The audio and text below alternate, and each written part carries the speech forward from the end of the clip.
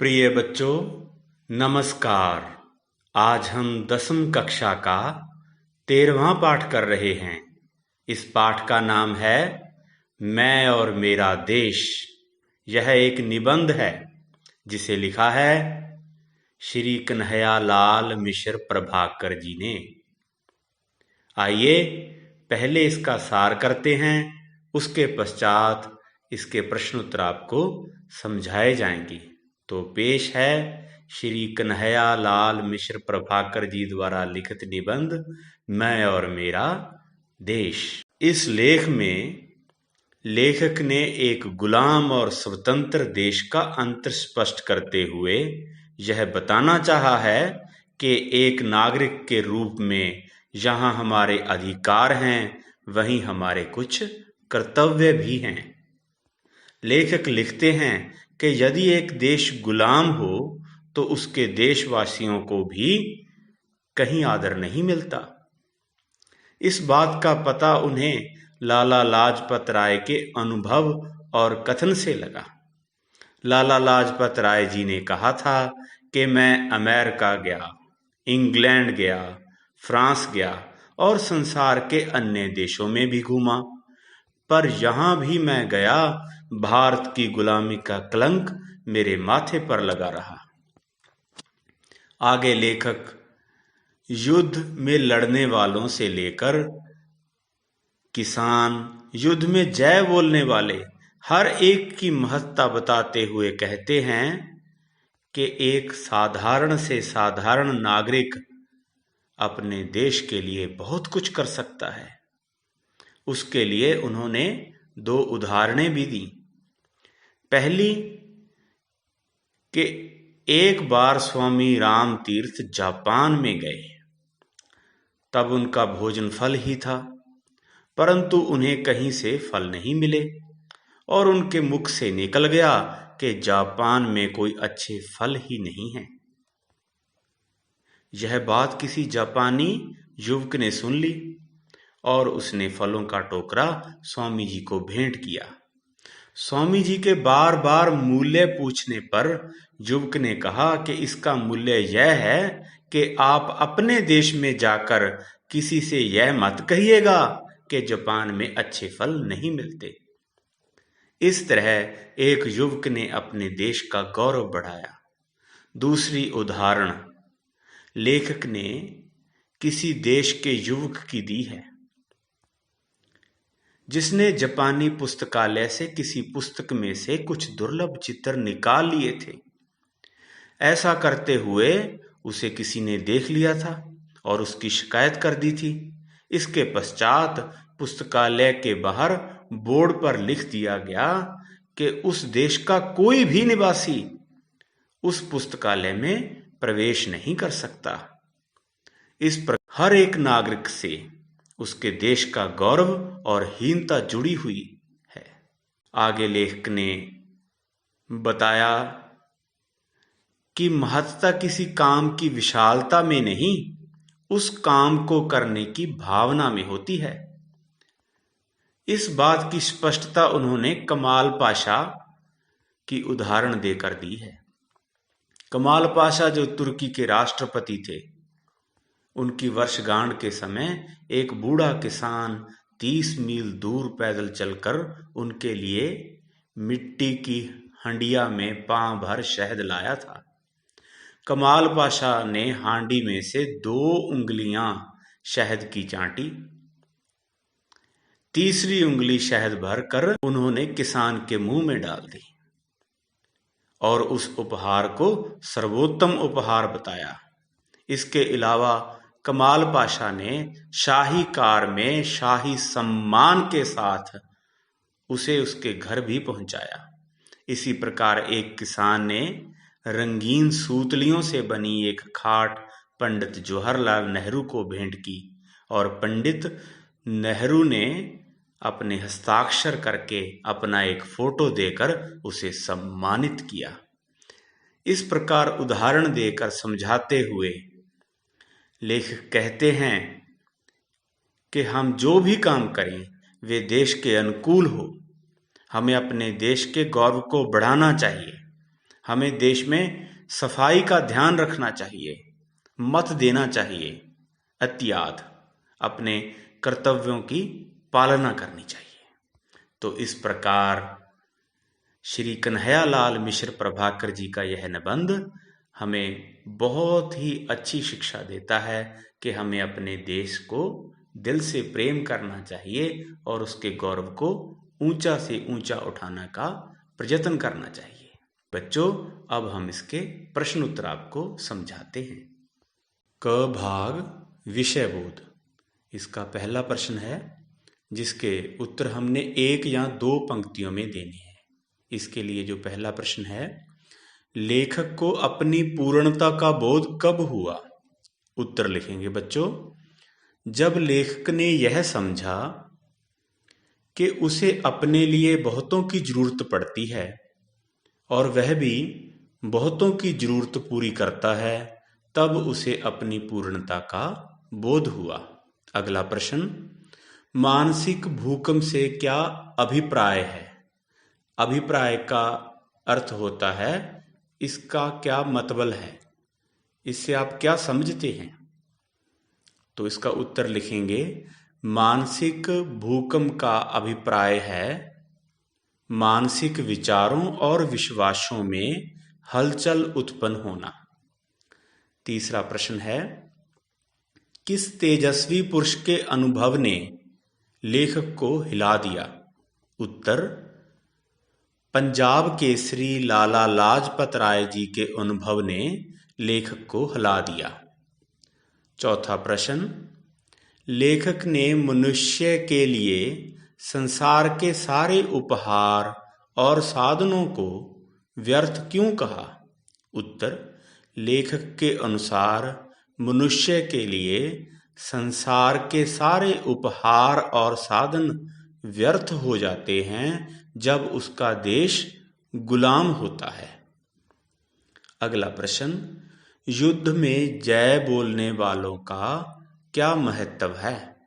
उत्तर, युद्ध में जय बोलने वाले लड़ने वालों का साहस और उत्साह बढ़ाते हैं। छठा प्रश्न है बच्चों, दर्शकों की तालियां खिलाड़ियों पर क्या प्रभाव डालती हैं? उत्तर, दर्शकों की तालियों से खिलाड़ियों के पैरों में बिजली लग जाती है, यानी उनके कदम और ज्यादा तेज हो जाते हैं और गिरते खिलाड़ी उबर जाते हैं।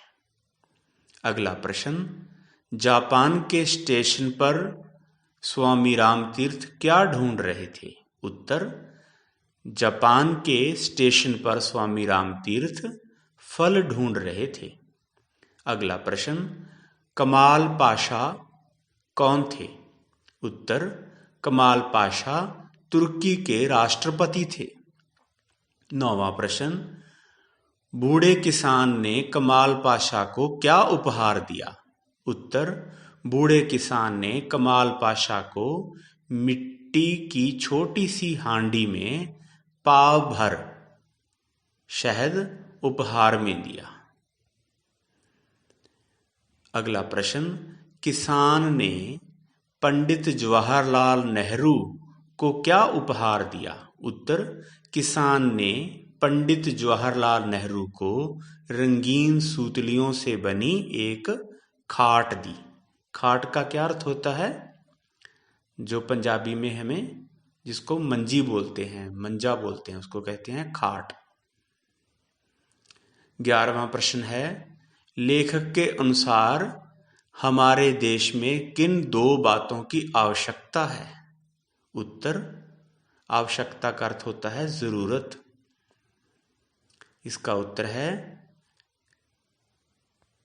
लेखक के अनुसार हमारे देश में शक्तिबोध और सौंदर्य बोध की आवश्यकता है।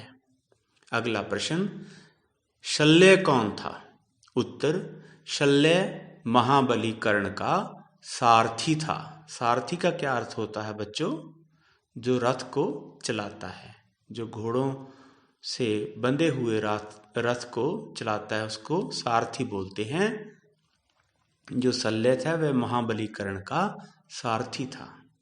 दूसरा प्रश्न है जो इसके उत्तर हमने 3 या 4 पंक्तियों में देने हैं। इसके लिए क भाग वाला प्रश्न है, लाला लाजपत राय के किस अनुभव ने लेखक की पूर्णता को अपूर्णता में बदल दिया?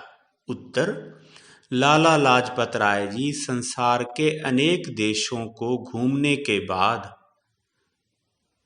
अपने देश लौटकर उन्होंने अपनी विदेशी यात्रा का अनुभव सुनाते हुए कहा कि मैं अमेरिका गया, इंग्लैंड गया, फ्रांस गया और संसार के दूसरे देशों में भी घूमा, पर यहाँ भी मैं गया, भारतवर्ष की गुलामी की लज्जा का कलंक मेरे माथे पर लगा रहा। इस वाक्य ने लेखक की पूर्णता को अपूर्णता में बदल दिया। ख प्रश्न है, स्वामी रामतीर्थ द्वारा फलों की टोकरी का मूल्य पूछने पर जापानी युवक ने क्या कहा? उत्तर, स्वामी रामतीर्थ द्वारा फलों की टोकरी का मूल्य पूछने पर जापानी युवक ने कहा कि आप इनका मूल्य ही देना चाहते हैं तो वह यह है कि आप अपने देश में जाकर किसी से यह ना कहिएगा कि जापान में अच्छे फल नहीं मिलते। ग प्रश्न है, किसी देश के विद्यार्थी ने जापान में ऐसा कौन सा काम किया जिससे उसके देश के माथे पर कलंक का टीका लग गया? उत्तर, किसी देश के विद्यार्थी ने जापान के सरकारी पुस्तकालय से एक पुस्तक पढ़ने के लिए ली और उसने उस पुस्तक में से कुछ दुर्लभ चित्र अपने पास रख लिए और पुस्तक वापस कर आया। किसी जापानी विद्यार्थी ने यह देख लिया और पुस्तकालय में सूचना दे दी। पुलिस ने तलाशी लेकर वे चित्र उसके कमरे से बरामद किए। उस विद्यार्थी को जापान से निकाल दिया गया और साथ ही उस देश के नागरिकों का पुस्तकालय में प्रवेश बंद कर दिया गया। अगला प्रश्न है, लेखक के अनुसार कोई भी कार्य महान कैसे बन जाता है? उत्तर, लेखक के अनुसार कोई भी कार्य को महान बनाना हो तो उसको करने की भावना अच्छी होनी चाहिए। महत्ता किसी काम की विशालता में नहीं, उस काम को करने की भावना में होती है। बड़े से बड़ा कार्य हीन है यदि उसके पीछे अच्छी भावना नहीं है, और छोटे से छोटे कार्य भी महान हैं जब उनके पीछे अच्छी भावना हो। अगला प्रश्न, शल्य ने कौन सा महत्वपूर्ण कार्य किया? पाठ के आधार पर बताइए। उत्तर, जब भी कर्ण अपनी विजय की घोषणा करता, शल्य अर्जुन की अजेयता का हल्का सा उल्लेख कर देता। अजेयता क्या होता है? जिसे जीता ना जा सके। अर्जुन की अजेयता का हल्का सा उल्लेख कर देता। बार बार इस उल्लेख ने कर्ण के आत्मविश्वास में संदेह यानी शक की त्रेड़ दरार डाल दी। इस प्रकार शल्य ने कर्ण की पराजय या हार की नींव रखने का महत्वपूर्ण कार्य किया। अगला प्रश्न है बच्चों, शक्ति बोध और सौंदर्य बोध से क्या तात्पर्य है? तात्पर्य का अर्थ क्या बोध है, क्या मतलब है? पाठ के आधार पर बताइए। उत्तर, शक्ति बोध का अर्थ देश को शक्तिशाली बनाने से है। लेखक इस बात को स्पष्ट करते हुए कहते हैं कि यदि हम सार्वजनिक स्थलों पर बात करते हुए अपने देश को हीन और दूसरे देश को श्रेष्ठ बताते हैं तो हम अपने देश के शक्ति बोध को चोट पहुंचाते हैं। जब हम सार्वजनिक स्थलों पर बच्चों अपने देश को नीचा दिखाते हैं और दूसरे देशों को ऊपर उठाते हैं तो हम अपने देश के शक्ति बोध को चोट पहुंचाते हैं। दूसरा, सौंदर्य बोध का अर्थ देश को सुंदर बनाने से है। लेखक इस बात को स्पष्ट करते हुए कहते हैं कि जब हम अपने घर, मोहल्ले, गलियों, सार्वजनिक स्थलों आदि को गंदा रखते हैं तो हम अपने देश के सौंदर्य बोध को चोट पहुंचाते हैं। अगला प्रश्न है बच्चों, हम अपने देश की शक्ति बोध को किस प्रकार चोट पहुंचाते हैं? उत्तर, लेखक के अनुसार जब हम सार्वजनिक स्थलों पर चर्चा करते हुए अपने देश की कमियों के बारे में बात करते हैं, अपने देश की तुलना किसी और देश से करते हैं तथा अपने देश को हीन या नीचा और दूसरे देश को श्रेष्ठ या ऊंचा बताते हैं तो हम अपने देश की शक्ति बोध को चोट पहुंचाते हैं। अगला प्रश्न है, हम अपने देश के सौंदर्य बोध को किस प्रकार चोट पहुंचाते हैं? उत्तर, रास्तों में गंदगी फैलाकर, घरों से बाहर कूड़ा फेंककर, गंदे शब्दों से गंदे भाव बोलकर, जगह जगह पर थूक कर,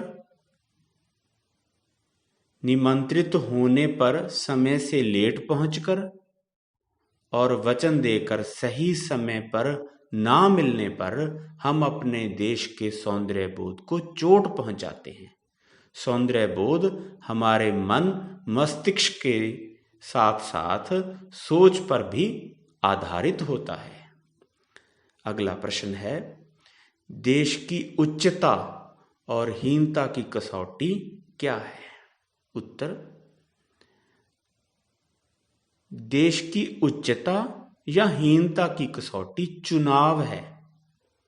जिस देश के नागरिक अपने मत का उचित प्रयोग करते हैं वह देश उच्च है और जिस देश के नागरिक अपने मत का गलत प्रयोग करते हैं वह देश हीन है। तीसरा प्रश्न है बच्चों, इसका उत्तर हमने 6 या 7 पंक्तियों में देना है। इसका क भाग है, लाला लाजपत राय जी ने देश के लिए कौन सा महत्वपूर्ण कार्य किया?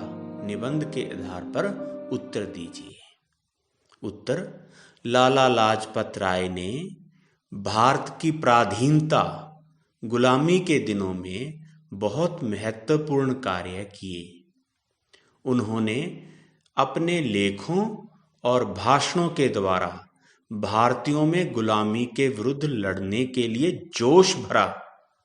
इंग्लैंड, फ्रांस, अमेरिका आदि देशों की यात्रा में उन्हें भारत की गुलामी का कलंक अनुभव हुआ और उन्होंने भारतीयों को इस कलंक से मुक्त होने के लिए प्रेरित किया। अगला प्रश्न है, तुर्की के राष्ट्रपति कमाल पाशा और भारत के प्रधानमंत्री पंडित जवाहरलाल नेहरू से संबंधित घटनाओं द्वारा लेखक क्या संदेश देना चाहता है? यहाँ पर हम सिर्फ संदेश का उल्लेख करेंगे, ना कि उन घटनाओं का। उत्तर लिखेंगे इसका, तुर्की के राष्ट्रपति कमाल पाशा और भारत के प्रधानमंत्री पंडित जवाहरलाल नेहरू से संबंधित घटनाओं द्वारा लेखक यह संदेश देना चाहता है कि महत्ता किसी कार्य की विशालता में नहीं बल्कि उस कार्य को करने की भावना में है। बड़े से बड़ा कार्य छोटा हो जाता है यदि उसके करने के पीछे की भावना नहीं हो, और छोटे से छोटा कार्य भी महान हो जाता है यदि उसको करने के पीछे अच्छी भावना हो। ग प्रश्न है, लेखक ने देश के नागरिकों को चुनावों में किन बातों की ओर ध्यान देने के लिए कहा है? उत्तर, लेखक ने देश के नागरिकों को समझाते हुए कहा है कि किसी देश की उच्चता या हीनता की कसौटी चुनाव है।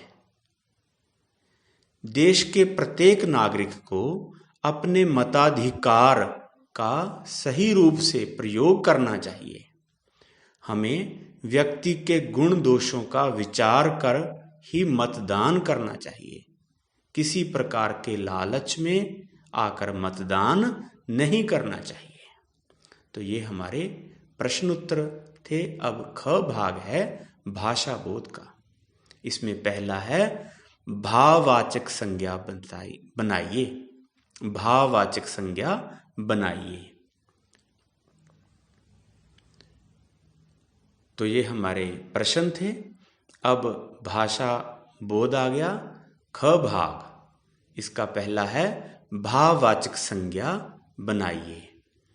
मनुष्य मनुष्यता, ऊंचा ऊंचाई, पूर्ण पूर्णता, लड़ना लड़ाई, स्वतंत्र स्वतंत्रता, गुलाम गुलामी, उच्च उच्चता, व्यक्ति व्यक्तित्व, पुरुष पौरुष, हीन हीनता। दूसरा है विशेषण शब्द बनाएं।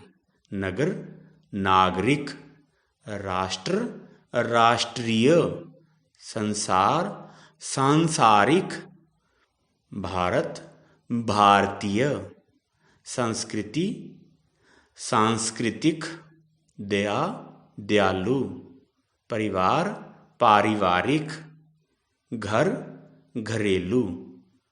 विपरीत शब्द लिखिए।